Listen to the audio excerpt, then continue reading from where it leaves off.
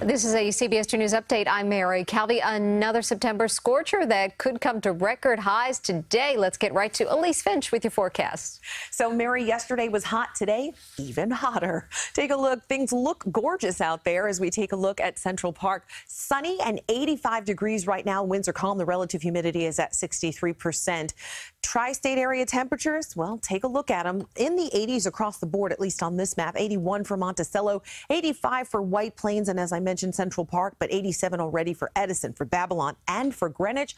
Belmar at 88 degrees. Now, when you factor in the humidity, it feels like 96 degrees in Belmar, feels like 90 for Central Park, 93 for Greenwich and Babylon, feels like 90 degrees in White Plains. So it is another hot day. We've got heat advisories in effect. They went into effect yesterday. They remain in effect until 9 p.m. for almost the entire tri-state area. It will feel like it's between 95 and 100 degrees. Your Vortex satellite and radar shows high pressure keeping things pretty clear right now. Sky's pretty clear, so we've got tons of sunshine. It'll really be beating down on you today. Sultry sunshine. The official high today, 92 degrees, but again, feeling like it's between 95 and 100. Things stay sticky through Thursday, but then we cool down big time for the weekend. Mary? Elise, thank you. Tropical storm Gordon could turn into a Category 1 hurricane by the time it makes landfall later today. Hurricane warnings are up along the Gulf Coast from Alabama to Louisiana. The storm lashed South Florida yesterday with high winds and heavy rain. We shouldn't see much of an impact from Gordon here, maybe some rain several days from now. And happening now, here's a look at the Senate confirmation hearings of Supreme Court nominee Brett Kavanaugh. Tension rose earlier as protesters interrupted the start of the hearing. Democrats also tried to block the proceedings, saying documents on Kavanaugh were being withheld from the White House. That request was denied. In his opening remarks, Kavanaugh promised to be a team player if confirmed, saying he would not decide cases based on his personal views. And now an update on the suspicious package found at Newark Airport. Terminal C has completely reopened after being cleared by emergency crews. The third level of Terminal C had been shut down, along with 7 of 9 screening lanes after a device was discovered during a TSA screening at about 7 o'clock. The scare caused delays and long lines, but the device has been deemed harmless and everything is back to normal. Kids in some parts of the tri-state area are back in school today. In New Jersey, this is the first school opening in Newark since the return of local control to the city after more than 30 years under state control. Vacation is over and school is back in session. In Newark, it will be the first full school year the city is in control of public schools after more than 30 years of state control. The city is marking the occasion by dispatching 1,000 of the district's employees to greet students as they arrive. For kids across New Jersey, this first day back comes with good news. The state is now requiring recess for all students in elementary school. Governor Murphy signing a bill into law last month mandating at least 20-minute recess periods every day. Supporters of the bill say too many schools were shortening recess or skipping it altogether. A new law is now in effect for school buses in the state as well. These 3-point seat belts with across-the-shoulder protection are being phased in, mandatory for new buses in New Jersey. The new regulations were passed after overturned school bus crashes this past spring in Cherry Hill, East Brunswick, and then in Mount Olive, where a student and teacher were killed. The message needs to be they need to be in their seats and they need to have their seatbelt. Now, not everybody will be returning to school today. Some kids getting to enjoy a couple of more mornings of sleeping in. In New York City, students return on Wednesday, and there are some other schools where kids will not return back to class until Thursday. From Newark, Janelle Burrell, CBS2 News. Police are searching for a group of ATV riders after a deadly hit and run in Queens. They're accused of knocking 65-year-old Lucario Zillo off his bicycle and riding away. Happening last Tuesday near Seneca Avenue and Woodbine Street in Ridgewood. The victim was taken to Elmhurst Hospital Center in critical condition. He died from his injuries on Saturday. It was for no reason, you know. They need to catch these people, because if they did it to my dad, they could do it to somebody else. Investigators say the same group was spotted shortly after attempting to hit another cyclist. Riding ATVs and dirt bikes is illegal on city streets. Now to a CBS2 exclusive. We're hearing from one of the victims after a suspected burglar is caught on surveillance video roaming through a home where a family of 6 was fast asleep. CBS2's Valerie Castro has the story. I was looking for my pocketbook, and I couldn't find my pocketbook anywhere. Sheila Sonnenschein knew something was off when she noticed things missing from her home last Friday morning in Midwood, Brooklyn. She then checked her home surveillance cameras. The driveway has motion-sensored lights, and it picked up activity, so that's when we saw that he had broken into the house. Surveillance video clearly captured this man walking up to the back door, trying the handle and going inside.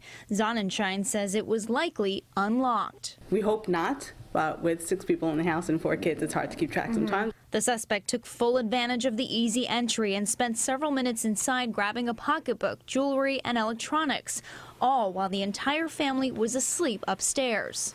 Obviously very violated, scared, but nothing you could do. It was done already. We were thankful that we were sleeping and we didn't know what happened and everybody was safe. In this video, he eventually leaves, carrying a bag of stolen items. He also steals a bicycle, makes his way down the driveway and out into the street where he rides away. But he's not done yet. He comes back to the home, and this time a hidden camera catches him in the kitchen. He was rummaging in the kitchen through the drawers, looking for whatever.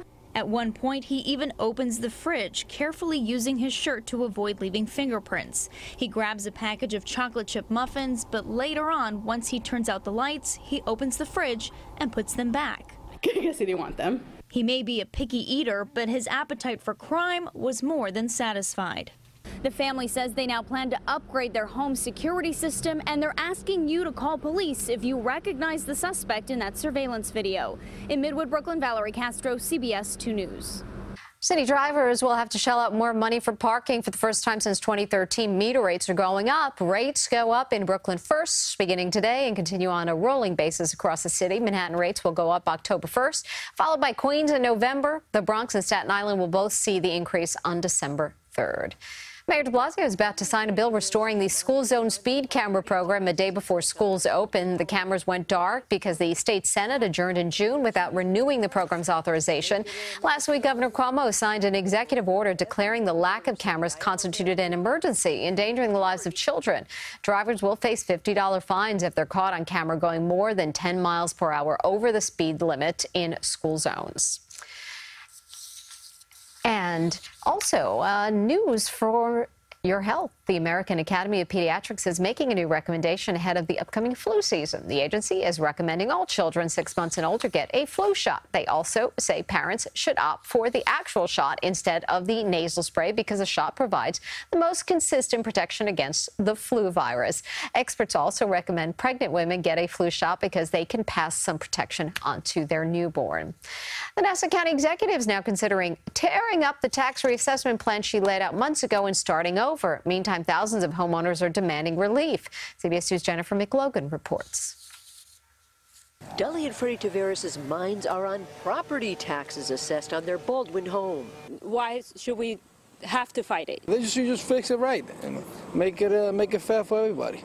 Equitable for every homeowner, say the Aiello family of Garden City, in the majority who challenged their taxes, but after complicated paperwork and legal fees, saw little in return. The game is kind of skewed away from, the homeowner who ends up footing a large part of the bill. Still, those who challenge their assessments overwhelmingly win reductions that shift the tax burden onto the 80,000 Nassau families who don't, the result of a system overhaul from the Mangano administration. I was upset when I saw this roadblock. Nassau Executive Laura Curran hopes to stop the bleeding, fix tax disparities, and resolve challenges. But she's now considering proposing a lower rate at which homes are assessed, reneging on her original promise to keep the ratio the same. We need to change that. We need to make it accurate. We need a tax roll that has integrity, and we need to be able to defend it in court so we don't have to keep borrowing taxpayer money to pay it back. The Ramos of Baldwin have plenty of questions. And I'm not sure how the money's being spent.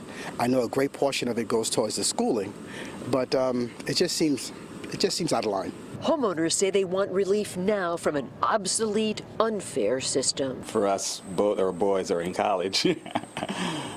So in terms of, we don't mind paying to support the school system, but, it's a heavy burden. Revising the executive order runs the risk of alienating the Republican majority here, which agreed to the 0.25 assessment rate. It appears the county executive could drop that ratio without legislative approval. From Nassau County, Long Island, Jennifer McLogan, CBS 2 News. I'm Mary Calvi. We'll see you again for CBS2 News at noon.